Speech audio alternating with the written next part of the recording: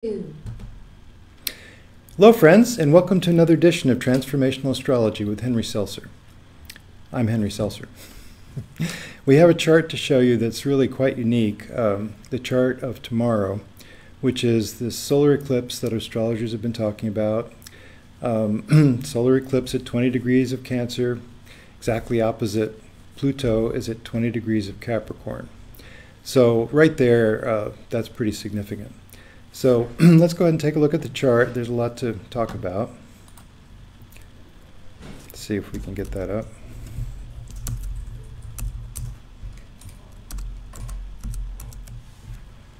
Okay, yeah, you should be able to see the chart now.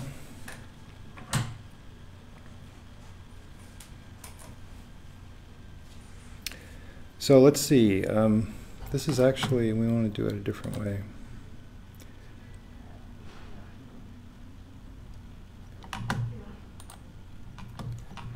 We're going to use natural houses for this chart, which means we're going to be looking at it from the Aries point of view.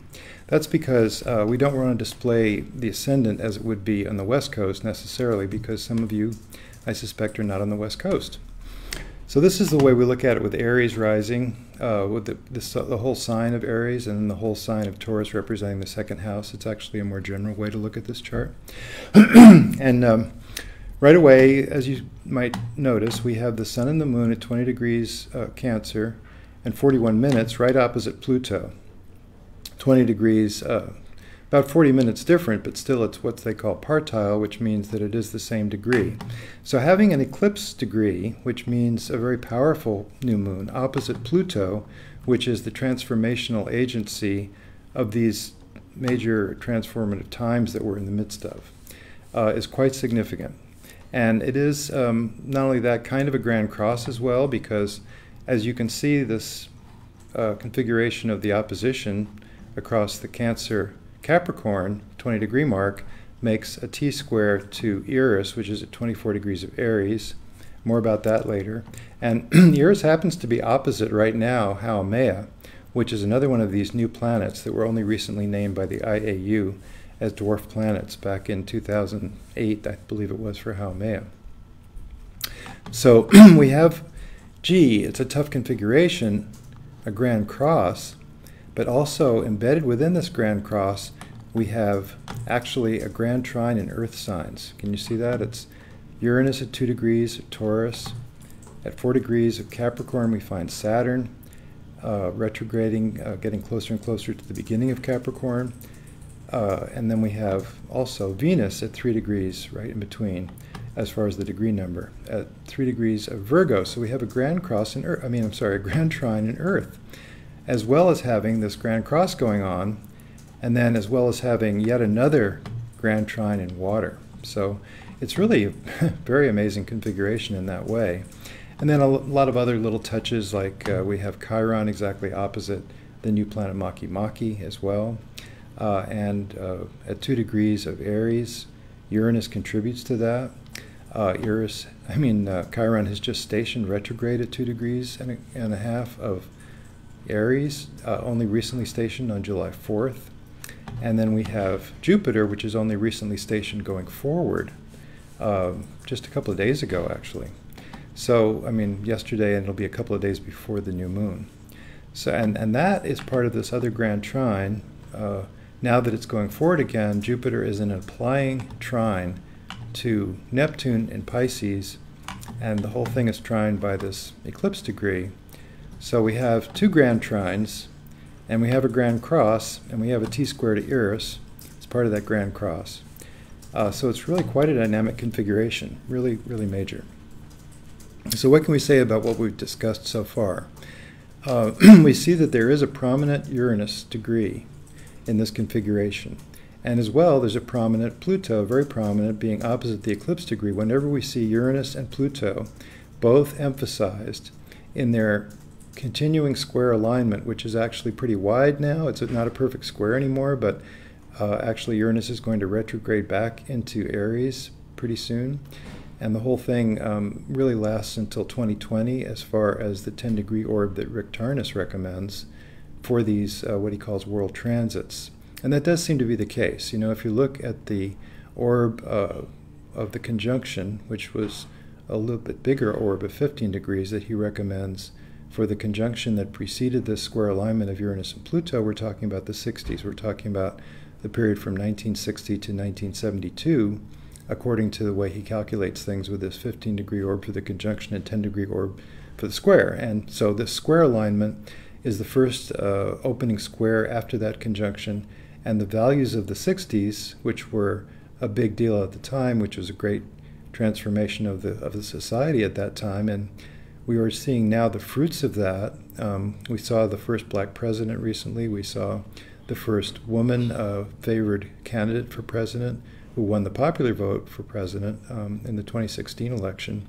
We see huge strides in civil rights since that time. We see gay rights now being a big factor. We see the Me Too movement being a big factor. So things are radically changing in the culture along the lines of what was brought forward in the 60s. The idea that you could say the hippie movement might be, that they had of peace, love, and understanding as the way to go, but it wasn't really part of the mainstream culture at that time. It was a side track, really, although it was a very prominent one, and it changed everything, including a lot of the art, a lot of the music of that time. Well, now we're seeing the opening square, and the question is that a viable representation of what can happen in the actual mainstream culture? Or, then we also have the conservative backlash. No, we can't have that. We can't have things going too far to the progressive side. And that's represented, of course, by Saturn, and Saturn's very prominent now in its own sign of Cancer, and Saturn has been retrograding closer and closer to the beginning, its own sign of Capricorn, is what I meant to say. And it's retrograding back to the beginning of that sign of Capricorn, and when it does, it's going to be an exact trine with Uranus here at the very beginning degrees of another Earth sign. So, and then that Earth sign that Uranus is in is ruled by Venus, and Venus is part of this grand trine. So this whole configuration really is redolent of the entire situation of this current decade. And we're seeing, as we get closer and closer to the end of this decade, the prominence of some of these issues and the question marks surrounding these issues, whether or not these changes are really viable. And this is at the cultural level that I'm speaking, of course, but we can also think of it on an individual level just as well. And that you could think of a couple of ways. You could think of, well, the pressure is on for each one of us to act in terms of what we most deeply believe, and that pressure is getting more and more intense. In other words, right now, the Democrats are all in a great flurry because of the appointment, or the potential confirmation of a Supreme Court justice who was vowed to overturn Roe v. Wade, nominated by a president who was vowed to overturn Roe v. Wade.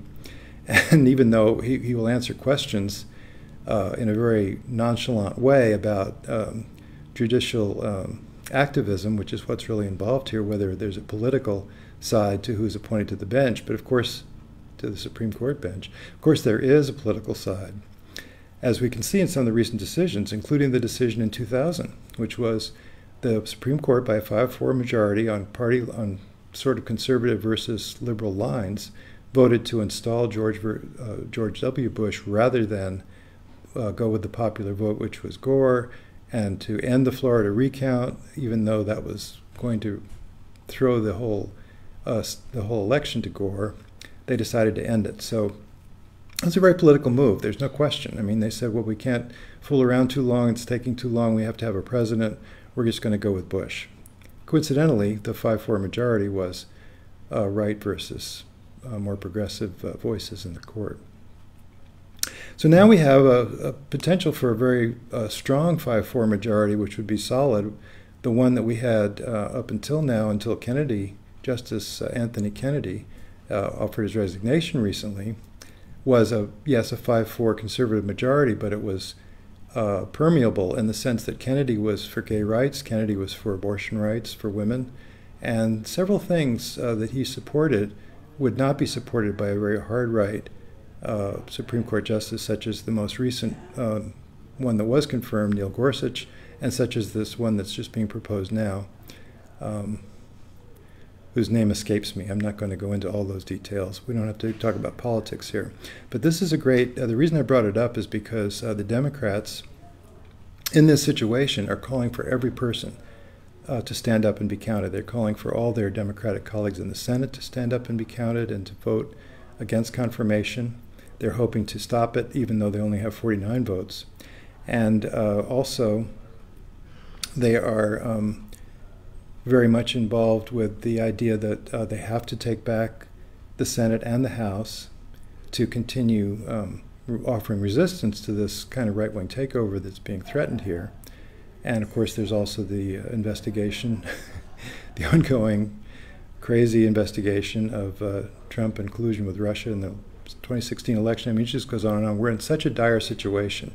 So what I'm trying to point out is that the situation in this country reflects the polarity and the major transformation of these times, which is also reflected in the planetary alignments that we can see, and especially this one. So we're talking about a really intense summer, which is being kicked off, a really intense last half of this year, which is being kicked off by this eclipse, which they say eclipses last 6 months in their effects, and this is, like I say, a very strong configuration. And when we look at the T-square to Eris, Eris is a feminine warrior energy, as I've been able to demonstrate in the book I wrote about it, which has been more and more widely accepted now, of a feminine warrior who must stand up for what is the deepest value that a person has. And if you don't know what your deep values are, then you're kind of flailing around. If you have strong Eris, you might be kind of obstructing things or being a bit of a problem child, difficult. But once you know, then you have people like Einstein, people like Carl Jung, who had strong Eris in the first house. And it just seems very clear. All the feminist leaders that I could look at have a strong Eris because they had a consistent attitude that they were fighting for, a consistent idea, not an attitude, but an idea. They had plenty of attitude as well.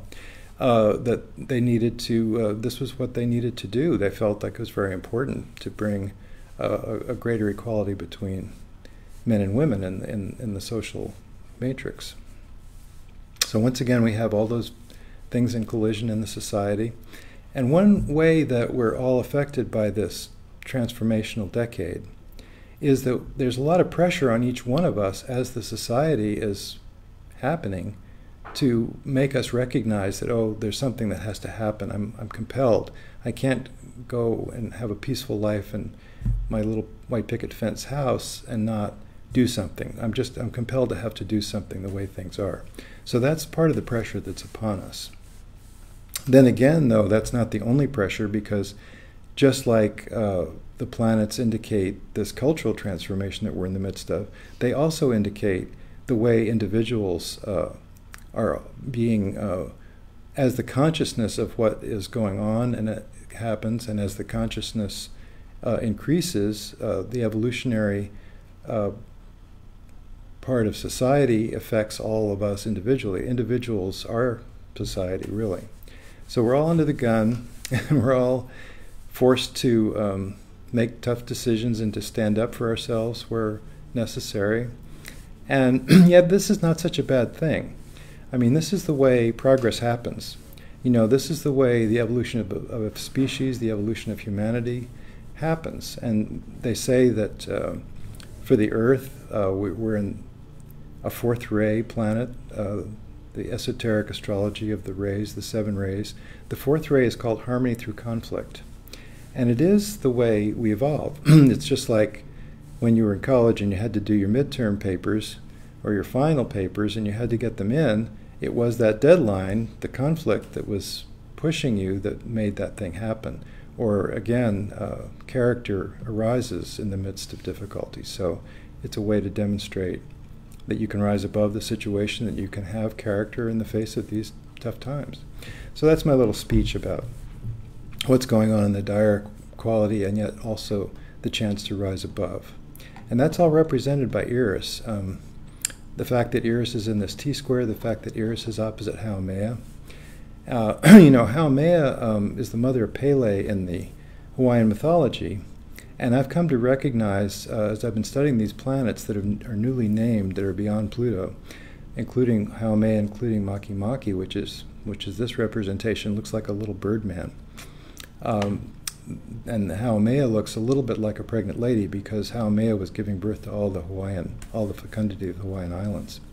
Well, it makes some sense, doesn't it, that we've been having this for quite some time, and right from May 15th, when the Taurus new moon was at 24 degrees, and also aspected Eris opposite Haumea. These are very slow-moving planets, and this has been around for quite a while, and we've had the eruptions in Hawaii since then, which is Pele demonstrating herself, and maybe we're seeing the angst of the Earth in the situation that the Earth is in, with climate denial and fossil fuel pressures and things like that. So it's a dire kind of time, isn't it? It's a dire time for the ecology of the Earth, the environment, and it's a dire time for the society that we're in the midst of, which by George is slipping towards fascism. We can see that. There's more racist things going on, and the most recent kind of draconian action at the U.S. border, separating children, quite small children in some cases, from their parents as a deterrent to immigration. So we're seeing a lot of tough stuff, and the question becomes, what do we do with that? Do we cower in despair and say there's nothing I can do, I'm helpless? Or do we stand up and be counted and say, this is, no matter what else is happening, this is what I believe, this is where I stand? So when in the consciousness that's coming, we can recognize a few things in this configuration that are also quite interesting in that regard. And one of them is the presence at 17 degrees of Leo of Mercury. And I can show you how that looks if you just look at the aspects to Mercury. So in the TimePassages software, I can select one planet and just see what the aspects are. And you can see it's kind of symmetrical, as it turns out. We have inconjuncts to this point in Leo from both Capricorn, 20 degrees of Capricorn, and also from Neptune. So we have Pluto and Neptune, which are indicating cosmic factors, how we're understanding our place in the cosmic order of evolution, where the transpersonal notions of beyond, the physical beyond the material plane, are really taking us, beaming in that's called a yod, right? Two inconjuncts with a sextile between them, beaming in on little Mercury here. And then not only that, but if you look at these two aspects here, it turns out this is a sesquiquadrate, which is quite close between Chiron and Mercury. It's 135 degrees, and you can see the 15-degree difference between the 2-degree mark and the 17-degree mark, which would be another 120 degrees. So that adds up. So that's 135. Then there's another one here. Well, that's a square, actually. So this is not the same. This is a square to Jupiter, which is but only 4 degrees off. So, we have so many aspects coming in to this Mercury, including a semi-sextile as well to Makemake, for whatever that's worth, being a small planet opposite to Chiron. So this is just, all around, it's just a very powerful configuration, as I'm trying to show you. So let's see, there is one more thing that I wanted to mention about these times that we're in the midst of right now, and I think it's quite interesting with regard to Eris. And I mentioned this in one of the write-ups, I think for the July, when we talked about the overview for July, and that involves the USA chart. So let me just do a real quick piece on that. So this is the chart of the United States. This is the one that's the most popular now, with 13 degrees of, well, either 12 or 13 degrees of Sag rising. Basically, it's called the Sibley chart. It's the chart for 5 p.m. or so. This is rectified by Dane Rudyard to be slightly different than 5 p.m. And it was kind of proven out, actually, in the time of 9/11, when Pluto was opposite to Saturn, right across the ascendant-descendant of this chart. So that, to me, that kind of proved out this chart very, very succinctly. And what we have, if we look at everything in the chart, is we have Eris in the first house of the U.S. chart, and it is at 8 degrees of Capricorn. Uranus in this chart is at 8 degrees of Gemini. And if we were to look at the transit for the retrograde of Mars, that happened just before the full moon of June 27th. So June 27th, full moon. That's not says July 11th though. So let's see. There's the June 27th full moon, excuse me, that was taking place right the day after Mars turned retrograde, which on the 26th at 9 degrees. So let's take a look at this retrograde Mars against the US chart. 9 degrees, so it was very close to that same degree, 8 degrees 55 minutes of Uranus. So we have sudden events. We have the trine to Uranus, which was only 3/10 of a degree, or 1/4 of a degree. And we have also an aspect to US Chiron. There's a quintile of 1 degree to US Chiron. And we have also the connection between retrograde Mars at 9 degrees 12 minutes and the US Eris at 8 degrees of Capricorn, so about a degree different there, and moving back towards the Eris degree. Now the reason I bring all this up is because if we were to look at the chart of the USA and the Eris degree in the first house and recognize that this retrograde of Mars was totally hitting US Eris and also US Uranus, and we have what happened on June 27th at that full moon was the resignation of Anthony Kennedy from the Supreme Court, and all of a sudden this urgent call to progressives everywhere that every single one has to stand up and be counted. They have to take action. They have to, if they really believe in progressive values, they have to fight. They have to stand up. That's the message of Eris. That's the feminine warrior energy in support of soul intention, and you have to fight for what you really believe in. Of course, it's true for the right wing as well. The right wing the right wing population is all about, well, everybody, we have to stand up and be counted. We have to be, be the ones that survive this, the ones that prevail. So I just think that's so fascinating to see those forces. The full moon was actually, let me show you again. Full moon was right on US Eris, 6 degrees of Cancer versus 6 degrees of Capricorn, and Eris is at 8. So, and of course Saturn's there as well, transiting Saturn. So just, just a fascinating thing that the chart of the US with Eris and its placement just shows what's happening in the zeitgeist in this country. So I think that was about all I wanted to say. Looking at the eclipse, I know we have some questions as well, and Leslie's available to talk about that. So what do we got? So our first question is from David, who's here with us. He asks, will the tendency of the qualities of the solar eclipse tend to cement other non-moon sun dynamics? Like, will the grand trine energy between Venus, Uranus, and Saturn also last for 6 months? I believe so. That's a good question. And what he's saying is basically we have a grand trine in the early part of Earth signs between Uranus, Saturn, and Venus. And these are not so closely related to the 20-degree mark of the actual eclipse. This is the eclipse degree. And as far as the eclipse degree is concerned, when eventually, let's see, well, Mars isn't going to be close to it, but usually you say when Mars crosses that eclipse degree in the future, that's an activation of the eclipse. So there's a sense in which the actual degree is important. And by the way, if this hits your chart, if you have something at 20 degrees of a cardinal sign, that's likely to be not only a big July for you, the remainder of July, but a big rest of the year as well, because we say that eclipses last 6 months.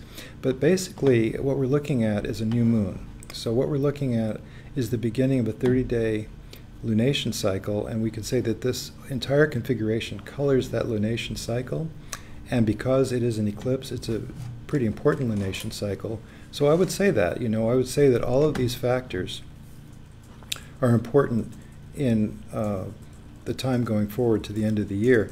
And not to forget about including Neptune, because Neptune, the fact that Neptune is in a grand trine with this eclipse degree and with Jupiter coming closer and closer, now going forward again to the 16-degree mark of its sign, This is a pretty powerful indication of a different sort, that we do have the Neptunian energy that is more spiritually inclined. And there's also a great deal of confusion. Let's not forget that. So could we say that right now is a confusing time, that we don't know exactly what truth is? We don't know exactly where we stand in terms of what's going on. We don't know if the United States, for example, there was a presidential order signed. We're not going to separate kids from their parents anymore. Oh, we're going to return the kids to their parents right away. In fact, there was a court-appointed time limit. The ones below 5 years old, which are 100 kids, were supposed to be returned within a matter of just weeks, and that deadline was up on Tuesday this week, past just yesterday. But they had to ask for more time. They said, we can't find all the kids. And it turns out they really have a kind of a, they were caught flat-footed because there's no organization for this. The presidential order came down, separate the families, zero tolerance, they called it. We're not going to let anybody, even though those pleading for asylum, they were here legally, they came across the bridge and said, we'd like asylum. There's a bad situation in Guatemala. We're threatened with gang violence. We had to get out to save our lives. Those people are also being detained, arrested, and their kids taken away from them. So it's pretty strange and almost illegal situation that we have right now. So it's very interesting to me that there's that Neptunian side of things. And these are not configurations that are just for the moment. We're not talking about Wednesday. We're not talking about, today's Wednesday. You're not talking about the Thursday that the eclipse is happening. This should say Thursday, by the way. What we're talking about is a longer period of time. It is going to be 6 months, and it's really a harbinger for the rest of the year and the rest of this decade. So, yeah. Great. Our next question is from Navia, who's also here with us, and she asks, do you feel that as we each do our personal work of transformation and change, that it radiates out to the rest of the world? Can you see this astrologically? Well, I do feel, Nadia, that the Eris is really a symbol for that, and Eris has been prominent, of course, ever since it was discovered and then named in 2006. You see all this empowerment of women that's happening right now, and a feminine warrior energy, which the basic message is you have to stand up for yourself, you have to fight for what you deeply believe. And so everybody's in that mode, which I think you're referring to. So yeah, I do think that, and I think it's really powerful that Eris has been configured in so many of these new moons lately, and including this one. So yes. Great, thank you. Our next question is from Annie. She's here with us. She asks, I was born June 21st, right in the middle of Cancer and Gemini. How do I know which one I am? We're in the middle between Cancer and Gemini? On the cusp. On the cusp. Well, all you'd have to do is you'd have to consult with an astrologer, or you could go on to astro.com, which is Astrodienst, or you could go on our site, also astrograph.com, and get your chart. You can get a free chart on our site as well. And it depends on the year. So year by year it changes. So you might be 0 degrees of the next sign. It's possible. Great, thanks. Our next question is from Eleni. She is having her solar return where the midpoint between Pluto and her midheaven is Jupiter with a 0 degree orb. And she's curious what she might see in her year with that midpoint. Okay, say that again. So the midpoint between her natal, her solar return. Her solar return between Pluto and midheaven is Jupiter. Okay. Well, that's good. Jupiter is always a good thing. I would say that emphasizes transformation. It would be more specifically transformation involving the workplace, because that's what the midheaven represents. The midheaven represents career change. So the fact that Pluto and the midheaven are not necessarily an aspect with each other, but their midpoint is occupied by Jupiter is significant. So could be a breakthrough. It's certainly a change. I would expect change in professional occupation. Yeah. Sometime this year. You don't know right away, maybe, but. Awesome. All right, next I'm going to take a question from one of our email audience members. Alana asks you if you could briefly describe transiting Neptune to natal suns, conjoined, or transiting Pluto to natal ascendant. Okay. Well, outer planet transits are big to deal with. And actually, Neptune and Pluto have something in common. They both are transformative, even though we think of Pluto as the real transformational agent and Neptune involving a spiritual component to the mix, or music or art, which represent a spiritual way of looking at life, or possibly confusion on the physical plane, which I was alluding to earlier, that there's a certain amount of confusion right now, what's going on with Neptune being strong. So Neptune on your sun, yeah, that's a big deal. You're going to be going through a spiritualizing process. It may be something that alienates you from your current situation. If your current situation is more of the mundane level, we call it the horizontal level versus the vertical, you're going to be taken more to the vertical. And the idea is to have perspective. Always take everything that happens as some kind of message from the cosmos, some kind of aid to an evolutionary stance that you might be able to take. So when it seems like things are bad and you're alienated and things are not happening within a certain group or within a certain job situation, regard that with perspective. Say maybe it's not the end of the world, maybe it's the best thing that ever happened to me that I lost this job or quit this job. So, just try to look at everything from the perspective of change and the perspective of where you're really going. Look inside yourself. That's what the message of that is ultimately. It's going to be changes, and it's going to be something that you can look back on and say, this was my chance. This is my chance to make a change in my life. Awesome. Next question is from Lori, and she's here with us. She says, thank you for sharing all this wonderful astrology. Can you please explain Mars retrograde? And if you were born with a Mars retrograde, what does that imply? Oh, that's good. Well, they say that those that were born with a Mars retrograde are more comfortable in a Mars retrograde. It's kind of like what they expect. And of course, it is a certain inner orientation. So somebody with Mars that goes retrograde by progression, for example, would turn to a more inner perspective. They might become more isolated and more self-developed rather than depending on other people around them. They might aim their rebellious nature rather than aiming at society. They might aim at inside and find there are things within themselves that they are not happy with and they want to see change, and they can be working on that. And it's true in general with a Mars retrograde. So here we have one. And it's been a powerful one. Part of this Mars retrograde, when it first started retrograding, it was making an aspect to Saturn and to Pluto. So, and Saturn and Pluto, by the way, are still in an aspect with each other.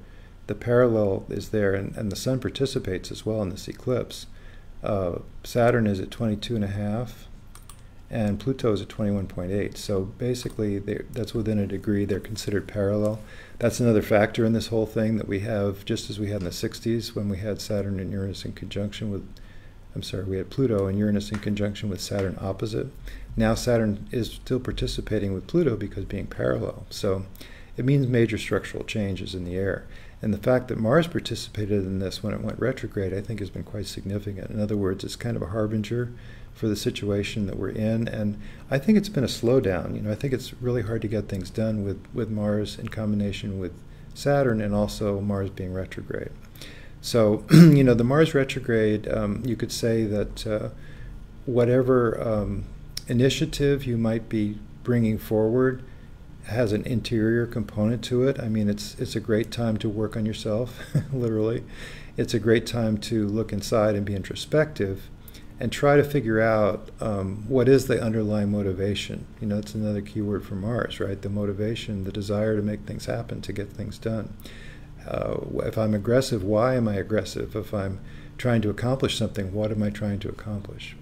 So it's time to look at all those things, think closely about what you're up to and how your inner workings are contributing to what you do and how you present.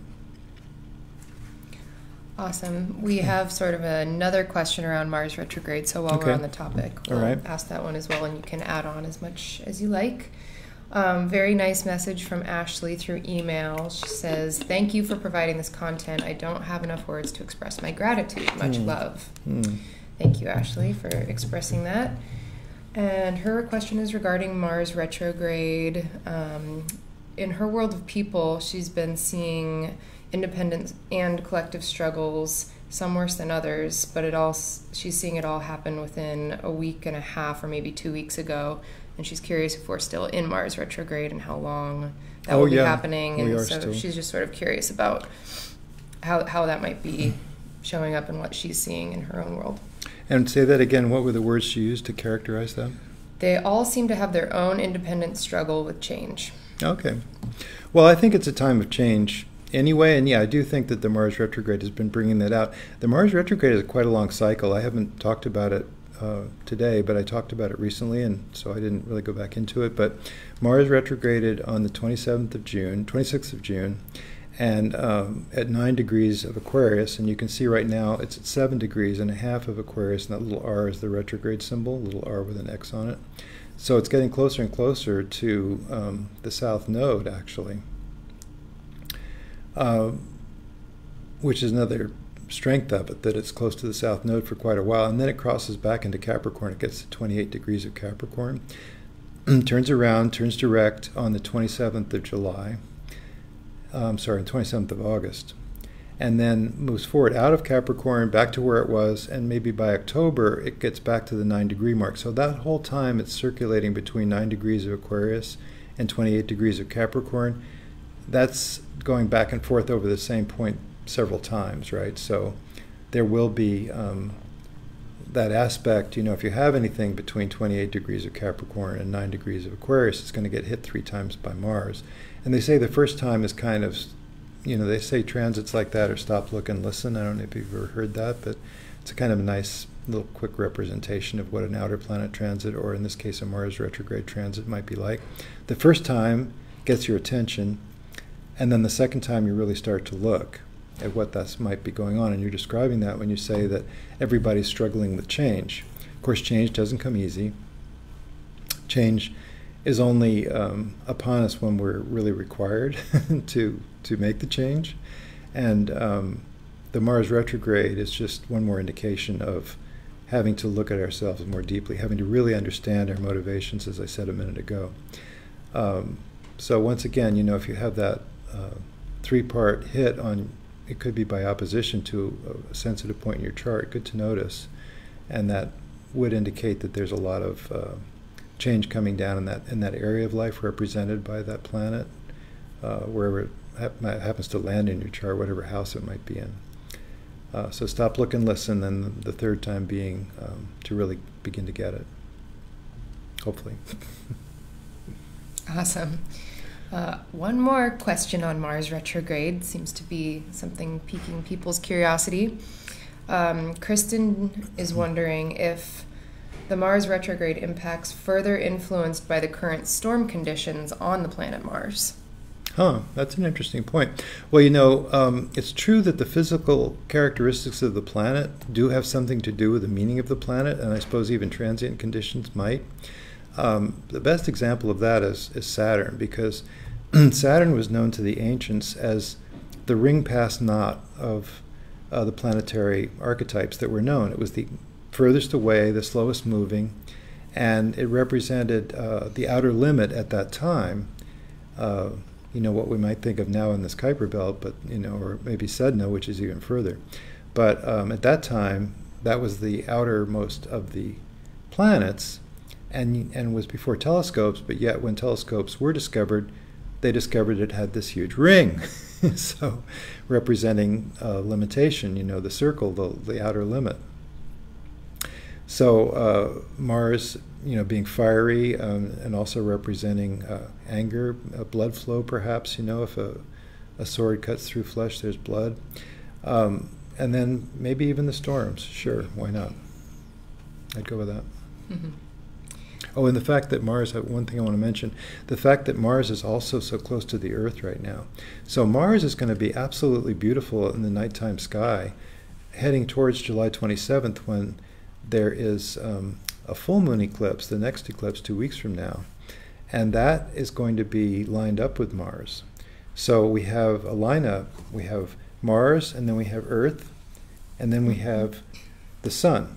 So, the Earth won't be exactly lined up. It won't block the light from Mars. You'll be able to see Mars quite clearly, but it will be very bright because it will be the closest to the Earth that it comes, pretty much, and it will be also the brightest, especially in the night sky. As it gets later and later, it'll be brighter and brighter in the sky. So it'll be this big red ball hanging in the sky, and it's also quite prominent in our astrology as well. So, yeah. Awesome. Thank you. Thank you all for your wonderful questions. We are getting lots of good ones, and I'm just curious how many more you want to answer, Henry. Well, we could definitely go a little bit more. I think Okay. another 5-10 minutes. Okay, great. I will do my very best to get to everyone's questions. Gretchen, who's here with us, has a great one.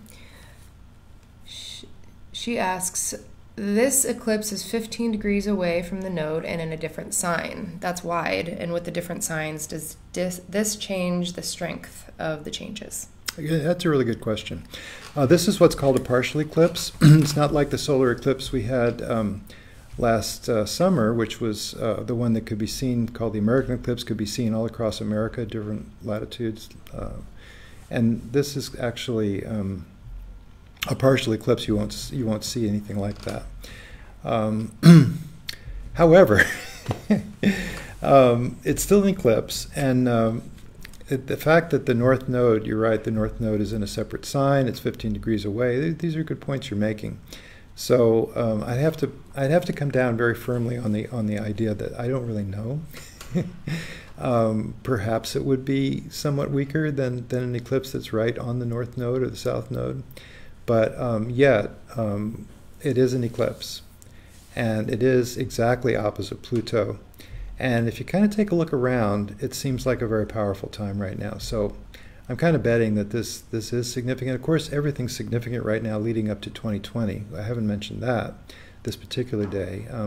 But in 2020, we have Jupiter, Saturn, and Pluto all in a triple conjunction toward the end of the year of 2020. And actually, Saturn and Pluto are in conjunction by January of 2020. So these are very, very powerful times. And I think this eclipse is just one more indication of how powerful the times are. So, I would say, yeah, it's going to be quite an intense year coming up. You can just tell already, can't you? Thanks for your question, though. Okay, so I'm going to take another question from our email audience. This is from Ellie, and she joins us frequently, so thank you, Ellie, for being with us. She asks, my question is about orbs and the potency of effects from the eclipses. What differences do you see between a direct natal moon or rising eclipse hit, say within 2, 3, or 5 degrees in orb? Oh, well, it's a two-part question. Let's start with that. Okay, and you're talking about a natal moon that's being hit by the eclipse, and it's 2 or 3 or 5? Yeah, she's wondering about orb degrees Yeah, and eclipses activating either moon or rising. Oh, moon or rising. I see now. Now I see what you're talking about. Well, they say that 2 degrees is a really good indication of a transiting orb. That being said, how would I look at a 5-degree orb with this eclipse? I would say not as strong as a 2-degree hit, or less than 2 degrees, but I would say it's significant. I would say go with 4 or 5, sure. Beyond that, I don't know if I would say, because say that I don't know that I would consider that significant, because it is a transiting orb. It's not a natal orb. Natal orbs, you could go to 8 degrees. So I would say 5 is a good cutoff point. And I would say it's not as strong as a 2 or 3. So something like that. Awesome, thank you. And then they do say, by the way, that orbs depend also on the sensitivity of the individual. In other words, you're getting hit up beside the head, you're going to notice it for sure, and then it might be more subtle, but if you're sensitive, you might be more aware of it, depending on how sensitive you are. So yeah. Okay, great, thank you. Yeah. I'm going to move on to another question from Ashley, and she gave this question through email. She asks, how do you determine or interpret the positive versus challenging effects of eclipses and transits as they relate to your natal chart? how do you know which aspects or transits will have a greater impact on you individually rather than a lesser one? Well, that's a pretty complicated question in the sense that you really, the best way would be to see the whole chart and to think about the whole chart at once and to think about everything that's happening. And, it is in general true that trines are easier to deal with if you're having an aspect that's what they call a flowing aspect, trine or sextile or quintile, as opposed to a conjunction, a square opposition. The opposition is the square opposition or the conjunction is going to be more powerful. On the other hand, you ask about whether it's positive or negative, and that's a difficult question to answer because there's usually both positive and negative that can be brought about. Very few transits are uniformly positive. Most have to do with change that you have to accept and understand, and it's a question of how open you are to the change. For example, a Pluto transit, you can decide to go with it. You can say, I know my life is up in the air right now. I know everything's changing for me. I'm going to quit my job and go to the South Seas and think about it for a couple of weeks, and then I'm going to come back and start a new life. And that could be a very positive time in your life, as it turns out, because, it's a question of whether you're willing to go with it. And then the other choice you can make is to go kicking and screaming, and in which case, not so easy, in which case there's suffering involved, because you're resisting the change. So really, a lot of it depends on you, whether something is good or bad, or how it works out. So that's the most important thing to think about with those kind of situations with transits. Awesome. Next question is from Cindy, who's here with us, and she asks, there's another solar eclipse on August 11th. What shall we look for during this? And I imagine you may not want to go deeply into detail, but it's important that there's another one coming, so maybe you could touch on it briefly.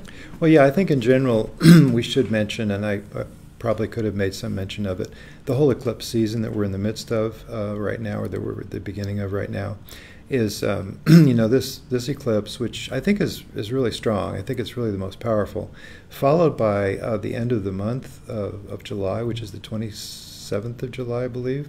And that is the eclipse, which is a full moon eclipse, which is actually conjunct to retrograde Mars. So retrograde Mars in the next couple of weeks moves another few degrees backward, and it's around 3, and I think that eclipse takes place at 4 degrees of Aquarius, 4 degrees of Leo for the sun position. And that's pretty intense, also being conjunct retrograde Mars, right? And then we have the other eclipse you're talking about, which is another solar eclipse, which actually we can look at in the TimePassages software. You can animate the chart so we could go forward a month at a time. I won't take too long with this, but I'll take a little bit. So here's a month. Adjust the chart. Yeah, okay, we'll adjust the chart. And then, let's see. So here's August 11th. And the moon has gotten away, so we can do something like this. Let's see. It's going to take a while for it to catch up, actually. Maybe not. So here we go, 18 degrees. So here's the eclipse you're talking about, 18 degrees of Leo. And I actually haven't looked at this eclipse, I must admit. I'm kind of working on the first two. But we do see that at this point, Jupiter comes really close to Neptune. It's a perfect trine, pretty much, about a degree off. So that's a factor that's quite interesting. And then, interestingly, Mercury retrograde at that point is involved with the sun and moon. And interestingly, also, there's a square that Mercury makes to the Jupiter and makes an aspect, therefore, to the Neptune. So these are a few things that are in this eclipse. It still aspects Pluto, by the way, which is at 19 degrees of Capricorn, so there's an inconjunct. In fact, the inconjunct from Neptune, from Neptune in Pisces and from Pluto in Capricorn does come to the Sun degree. So I think that's important. And that's all I'm going to say right now about that. So. But yeah, so there's 3 strong eclipses coming up. The summer is a very intense summer, including the retrograde of Mars. So I do think, yeah, we're really in for it. And, you know, it could be good. It could be a good thing. You know, everybody has to stand up and fight, and I think that's important. So. Great. Next question comes from Suzanne. Yes. She asks, do you think transiting Pluto's influence necessarily indicates tremendous upheaval? After all, transformation is beneficial. Well, yes. Let me put this back the way it was. That's pretty much what I've been saying, that actually transformation is beneficial. And it is something of an upheaval, especially if it's close. You know, if you're talking about a Pluto trine to natal Pluto, that's going to be a time of change, but it's rather mild compared to, you know, Pluto transiting your sun, for example, and it's right on your sun degree. There's going to be big changes.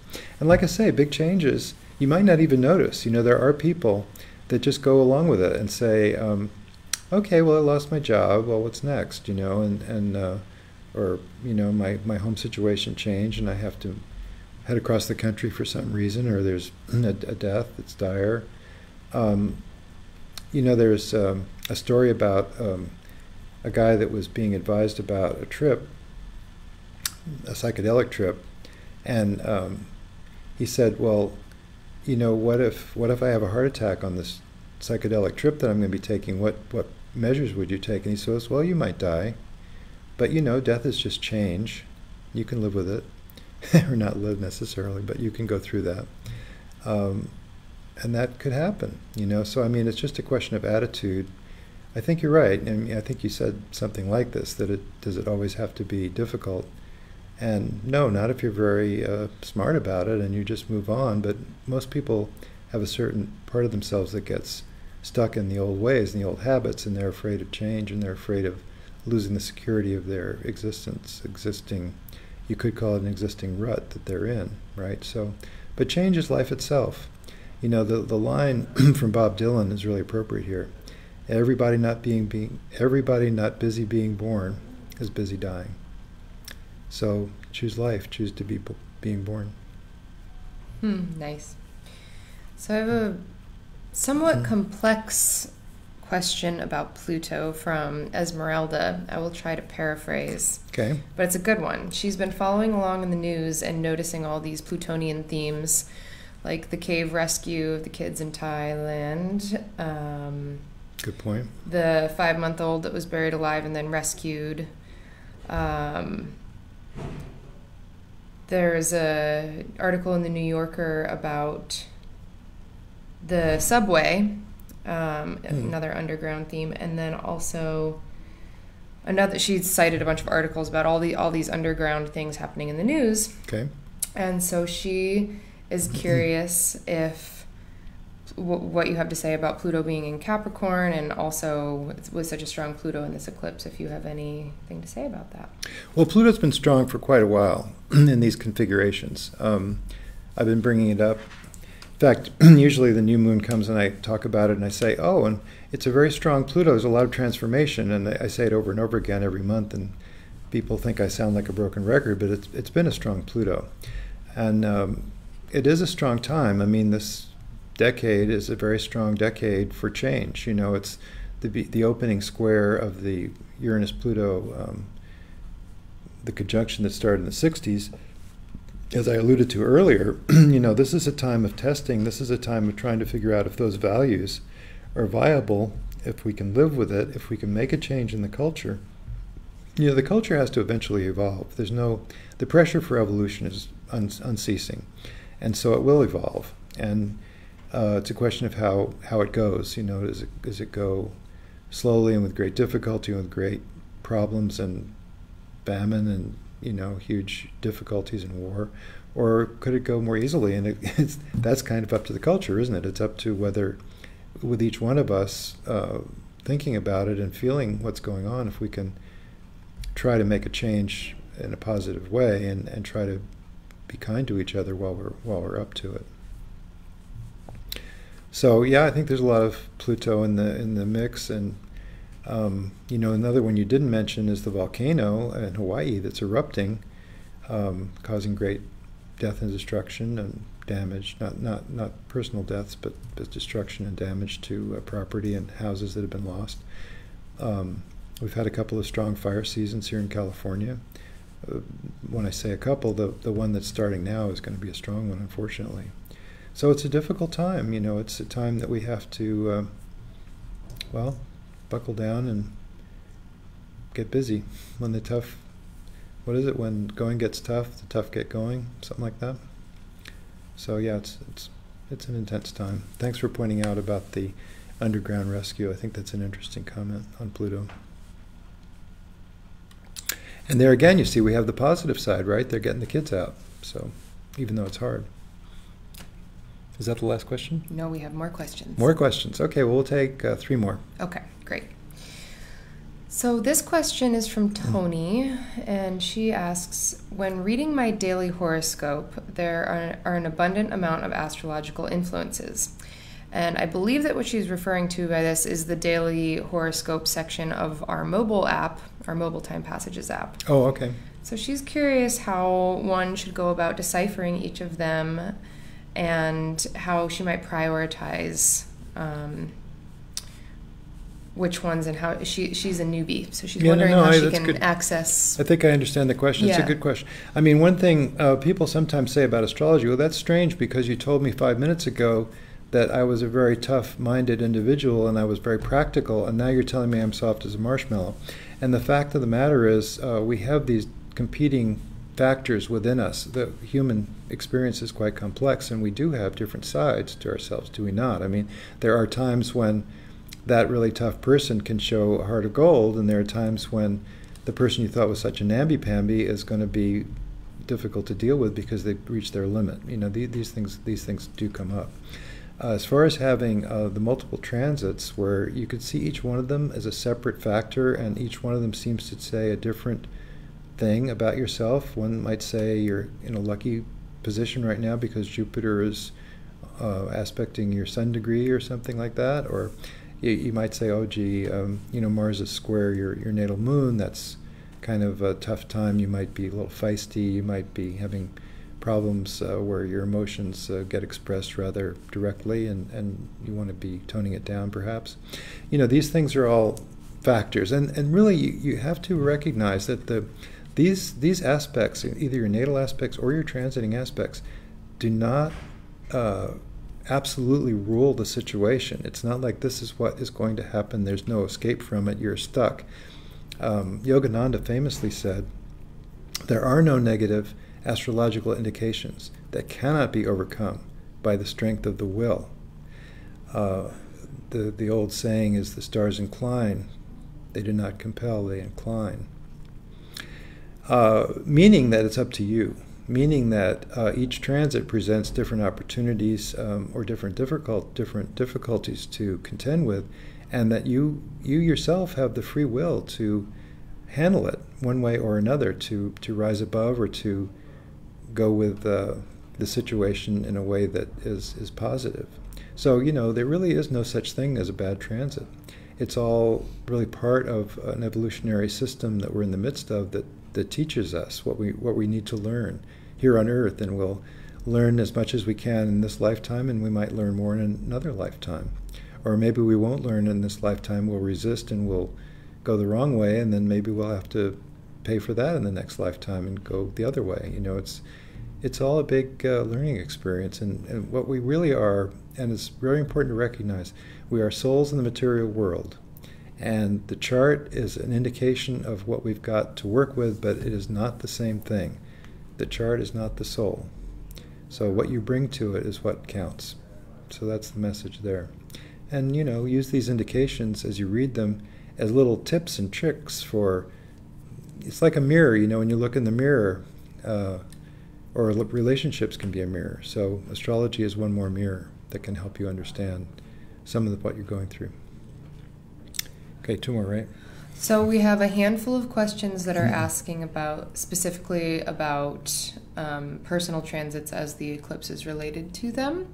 And then we also have one about the stock market. So I'm curious.